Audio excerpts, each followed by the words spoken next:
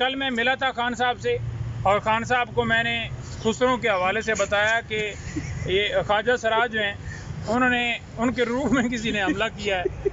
और मैंने फिर खान साहब को राय दी कि क्योंकि उनके हाथों में ब्लेड है तो एक पैगाम दे दिया जाए कि हाथों के उसके ऊपर ना लोहे के दस्ताने होने चाहिए। तो जो ही कोई ब्लेड वाला खुसरा आपकी तरफ आए तो उस जो हाथ है उसके साथ आप उसका जो है ना वो दिफा कर सकें, क्योंकि या आपके पास कोई कंबल हो जिससे आप ब्लेड को रोक सकते हैं। अब आप मुक्का लगाएंगे तो डेफिनेटली ब्लेड के ऊपर आपका हाथ जो है जख्मी होगा। तो बेहतर हाल ये है कि हर बंदा आप जो है ना लोहे के दस्ताने ये पहने ताकि खुसरों का जो है ना दिफा किया सर आपके पास दस्ताने क्यों नहीं है? वो मैं अभी जाके मेरा दिल है कि अभी मैं लूं। ठीक है। और दूसरा खान साहब 30 तारीख के लिए बिल्कुल तैयार हैं। खान साहब को मैंने कहा कि जी आपकी मुकम्मल तैयारी है। खान साहब ने कहा है कि मुकम्मल तैयारी है और मैं बोलना चाहूँगा। और खान साहब ने बल्कि इजहार किया है कि मुझे सुप्रीम कोर्ट में पेश किया जाए। फिर आप देखिएगा कि खान साहब फिर काजी साहब के साथ क्या बात करते हैं। इमरान खान साहब से खबरों के हवाले से आपने बात की है। इमरान खान के एक स्पाई हैं जमशेद दस्ती, उन्होंने बहुत खतरनाक जवाब दिए खबरों के सवाल पे, तो आपने ये भी डिस्कस किया उनके साथ? नहीं, ये उन्होंने बाद में दिया है, कोई पता नहीं अजीब सही जवाब था। वैसे जैसे जमशेद साहब अज़ाइम रखते हैं खुसरो के बारे में, आप लोगों के भी ये अज़ाइम है? नहीं, मेरा तो कोई ऐसा अज़ाइम नहीं है। मैं तो दस्ताने के सोच रहा हूँ। उनके जूतों से डर लगता है, जूते जैसे ना वो उनके लेडीज वाले नहीं थे, जूते कुछ और। साहब बताइएगा, साइफर केस में आज क्या पेशरफ हुई है?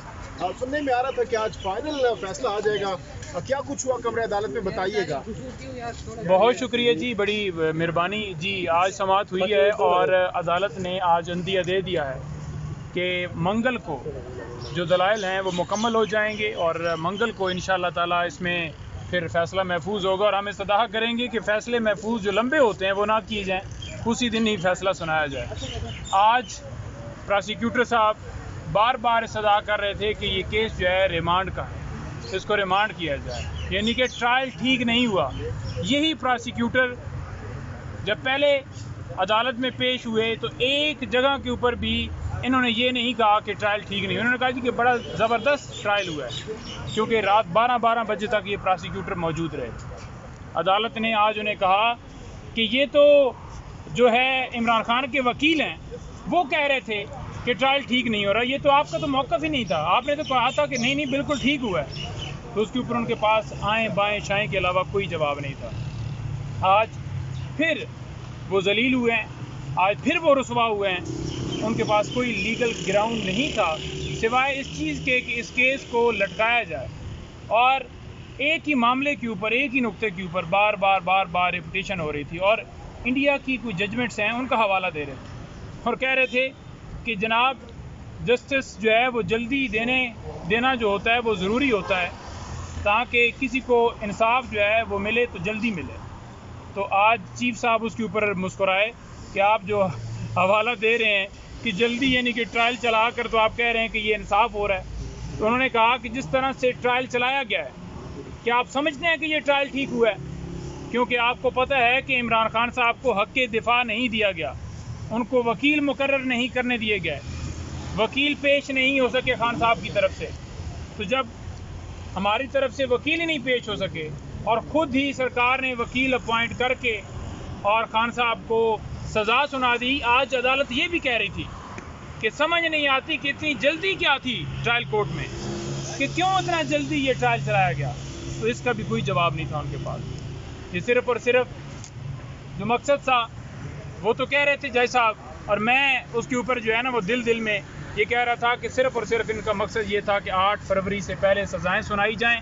इसलिए 5 दिनों में 3 फैसले सुनाए गए कि 5 दिनों में 3 फैसले सुनाकर लोगों में मायूसी पैदा की जाए, खान का वोट बैंक कम हो, खान को लोग वोट ना दें कि वो तो जेल से बाहर ही नहीं आ रहा। लेकिन आपने देखा अल्हम्दुलिल्लाह जिस तरह इमरान खान हो गई, ये सारे इनके जितने प्लान थे वो नाकाम हो गए। और मैं ये देख रहा हूँ कि जैसे 29 तारीख के लिए इद्दत केस का फ़ैसला महफूज है कि 29 को सुनाया जाएगा, तो मंगल को हम उम्मीद रखते हैं कि इंशाअल्लाह मंगल को ये फ़ैसला सुनाया जाएगा।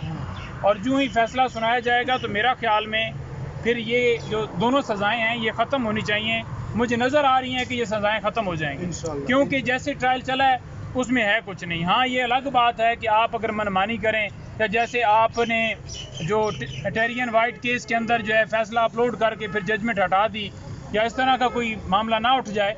अदरवाइज मेरिट के ऊपर फैसला हो तो खान साहब की दोनों मुकदमात में सजाएं ख़त्म हो जाएंगी। बहुत बहुत शुक्रिया सर, थैंक यू। मुकदमा दर्ज है जिसमें मैं आपको बताता चलूँ कि मोहम्मद इमरान रियाज खान पिछले तकरीबन 5 से 6 माह पहले से ब्रादर लास्ट ईयर मुझे याद है अक्टूबर 2023 से ये इमरान रियाज बेल पे हैं, और उसके बाद अब तक भी कि किसी किस्म का कोई चालान जो है वो पिछले 6, 7, 8 महीने में जमा नहीं हुआ।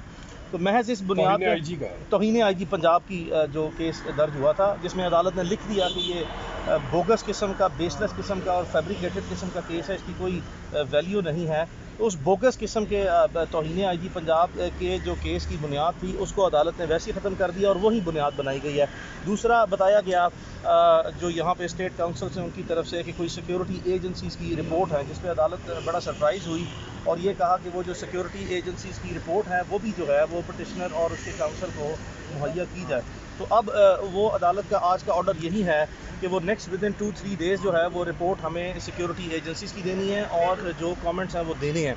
आपको ये बताते चलें कि ये वही मोहम्मद इमरान रियाज खान हैं जिनको इसी मुल्क की सिक्योरिटी इदारों ने ये रिपोर्ट्स दी कि इमरान रियाज खान की जान को शदीद ख़तरा है, और ये रिकमेंडेशन दी जब मोहम्मद इमरान रियाज खान जो है वो जितनी भी पाकिस्तान में एंटी टेररिस्ट ऑपरेशन हो रहे थे nation wide war against terror के ख़िलाफ़, उसमें ये रिपीटेडली जाके फार फ्लांग वॉर एरियाज़ में रिपोर्टिंग करते रहे। तो उस वक्त यही सिक्योरिटी एजेंसीज़ हैं जिन्होंने इमरान रियाज खान की रिकमेंडेशन दी कि इसको बुलेट प्रूफ गाड़ी जो है वो देना लाजमी हो गई है अगर ये अप्लाई करे और ये मुनासिब समझे, बिकॉज इसका तहफ़्फ़ुज़ जो है वो करना बहुत ज़रूरी है, इसकी जान को शदीद ख़तरात लाहक हैं। तो टाइम बदलते वक्त और बदलते वक्त और बदलते हालात के जो ख़ुद साख्ता तकाज़े हैं, इनको पूरा करने के लिए अब अगर कोई ऐसी रिपोर्ट आती है सिक्योरिटी इदारों की तो हम उसको 100% जो है वो बिल्कुल as a piece of paper जो है वो कंसिडर इसलिए करते हैं कि इमरान रियाज खान जो है वो एक प्रोमिनेंट पाकिस्तान के सबसे प्रोमिनेंट जर्नलिस्ट में से एक हैं। आप जानते हैं कि इमरान रियाज खान को, जैसा मैंने बताया कि 2 साल में जिस मैसिव लेवल पे विक्टिमाइज़ किया, जो कुछ इमरान रियाज से मुतल्लिका रिपोर्ट्स हैं, जो कुछ इमरान रियाज से मुतल्लिका जो है मामलात हैं वो पब्लिक डोमेन में हैं, और इन्हीं रियासती और सिक्योरिटी इदारों की तरफ से रिपीटेड विक्टिमाइजेशन को जिस अदालत ने तमाम की तमाम मुल्क भर की अदालतों ने जिस तरह ब्रश असाइड किया और जिस तरह स्क्रैप किया, आई रिपीट, जिस तरह स्क्रैप किया कि ये सारी की सारी मनगढ़ंत और बेबुनियाद हैं, उसकी रोशनी में कोई ऐसी चीज़ जो है वो हम नहीं समझते या है नहीं है कि मोहम्मद इमरान रियाज खान के बारे में सिक्योरिटी इदारों की किसी किस्म की कोई रिपोर्ट की कोई कानूनी या आइनी हैसियत हो। तो यही वो अब चीज़ है कि नेक्स्ट डेट ऑफ हेयरिंग जो कि अब अगले हफ्ते में बुध वाला दिन जो है वो अदालत ने मुकर्रर किया है डेट ऑफ हेयरिंग के लिए। अदालत को बताया गया कि मोहम्मद इमरान रियाज खान जो है इन्होंने हज के लिए ट्रैवल करना है, और आप जानते हैं कि ये टाइम कंस्ट्रेंट किस्म का इशू है जहाँ पे हज के जो तकाज़े पूरी करने के लिए एक मखसूस डेटें हैं जिसमें